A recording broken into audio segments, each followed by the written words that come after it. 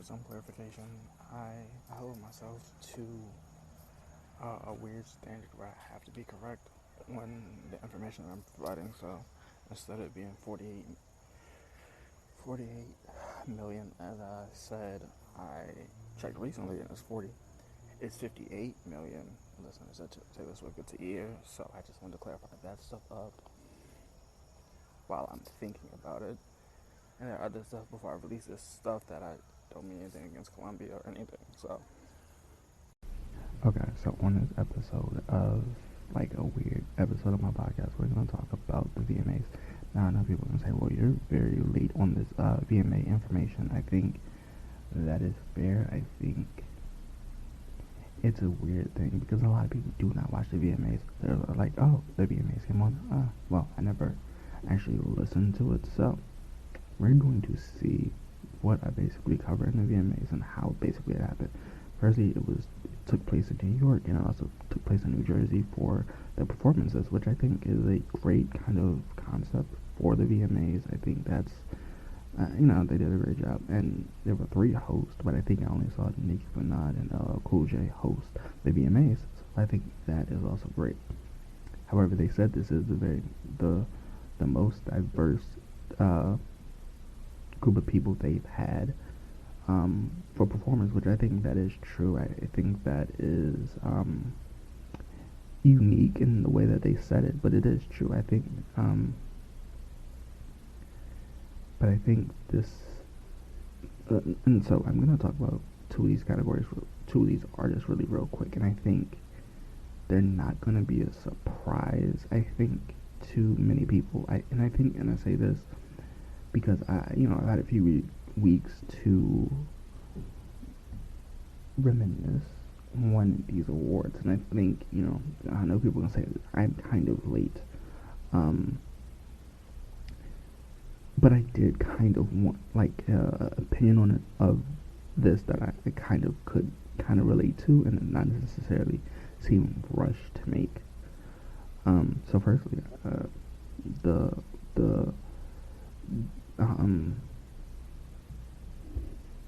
so there are actually a few winners that I kind of want to talk about, and we're going to talk about those winners right after the break. We're going to see the winners, and then we're going to talk about these winners, but especially these artists that I think it's very hard to go against, especially looking at the whole full list now. I think there are a few artists you don't want to go against, but we'll talk about that too.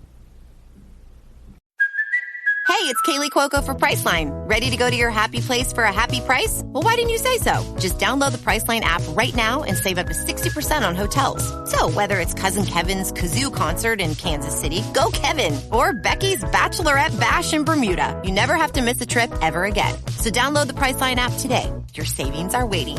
Go to your happy place for a happy price. Go to your happy price, Priceline. Okay, so as I said before, I'm going to talk about 2 VMA artists, and the first artist is kind of weird. I think no one really predicted this besides probably me. Taylor Swift. I really would not.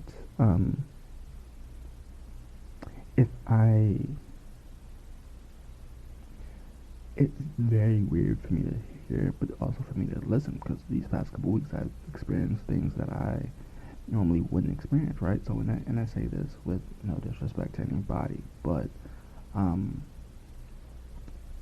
would never want to go up against Taylor Swift in any category. I think, and that's kind of proven a proven theory, because people are like, I don't understand how Taylor is winning these awards, and Miss Swift makes great music. That's not up for debate. I think there is an audience for Taylor Swift, but I don't know if I'm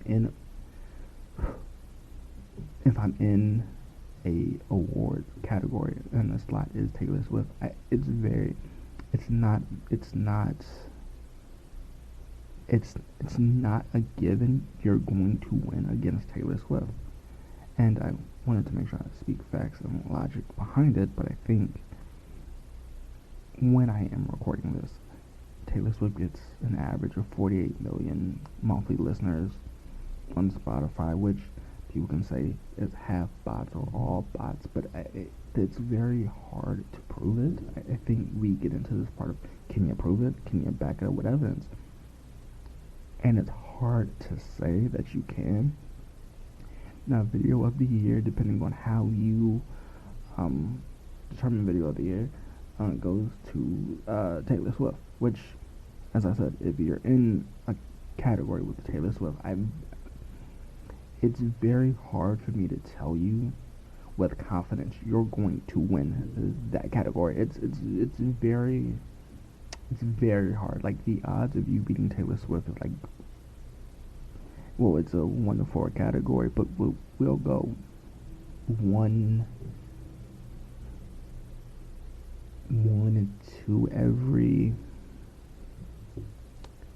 million. It's a very slim chance that you beat Taylor Swift, and on the odds that you do, it's good to know. But she won Video of the Year, which is what the VMA stand for. Video of the Year award was the biggest award at the VMAs, and Taylor Swift won.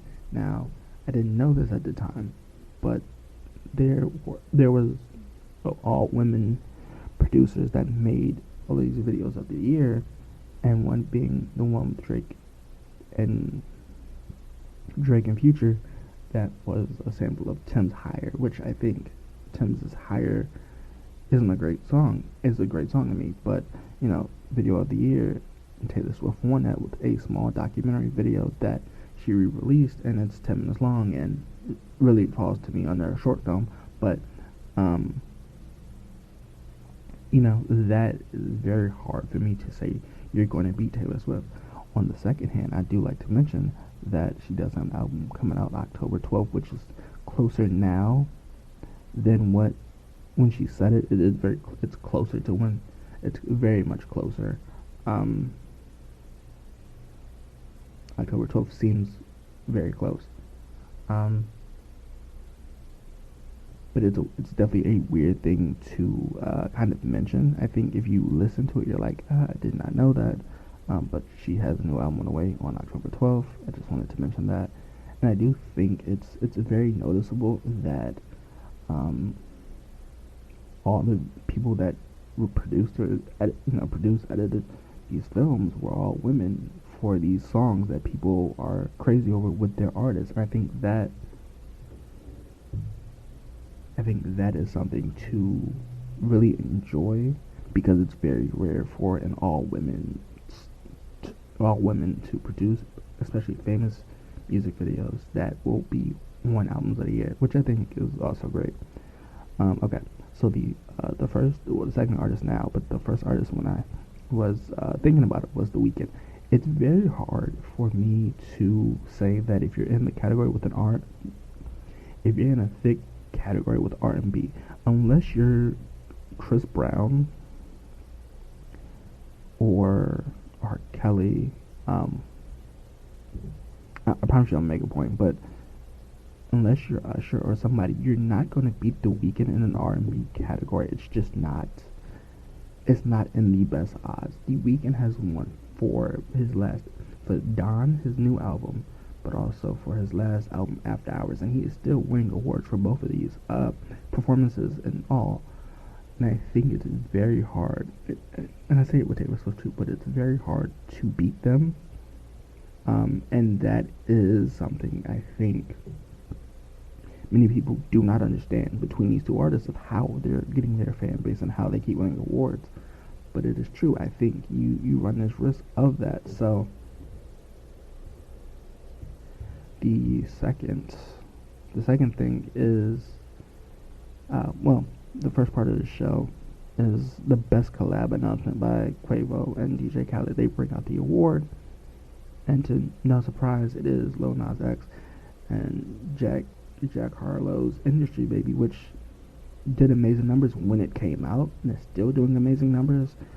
And I think that friendship is genuine with them because of that song being released, and it somehow Jack wins Song of the Summer, which I think is basically because of Industry Baby, but also because of like the Drake features. I think that is part of that, and I think Lizzo went in video, video with a good message is what it's basically, or what it's been called before in the past, which I think is great. I think, it's a weird thing to me because, and I'll get to it later when I talk about Nicki, but it's a weird thing for her to be talking the way that she is and not be impressed, because I am very impressed with that, with that happening. So we also talk about Nicki being video vixen of the year, which debatably I think we all knew was going to happen. I think personally, if you didn't, it's kind of a weird thing to like not know, because video vixen of the year is such a high award. But she does, she's been in 360 deals before with Republic Records, YMCMB, but she thanks Kanye West, Rihanna, Jay-Z, Dougie Fresh. She thanks so many people for her career, and she does pay tribute to Whitney Houston, Michael Jackson, Pop Smoke, R.I.P. Whitney Houston, Michael Jackson, Pop Smoke, Juice WRLD, X, and thank you to MTV. But I think, she also performs a mass of her songs because she's video vixen, so they gave her time to perform these songs. However, the best artist is Cameron Dove, and I don't know if you know this, but Cameron Dove was also on Disney, which makes me believe that people, when they get on Disney, they try to get out their contracts with music, which isn't uncommon, but it happened, and she won Best New Artist. So Cameron Dove, congratulations. But I think a lot of people try to get their contracts of Disney, and that's how they do it.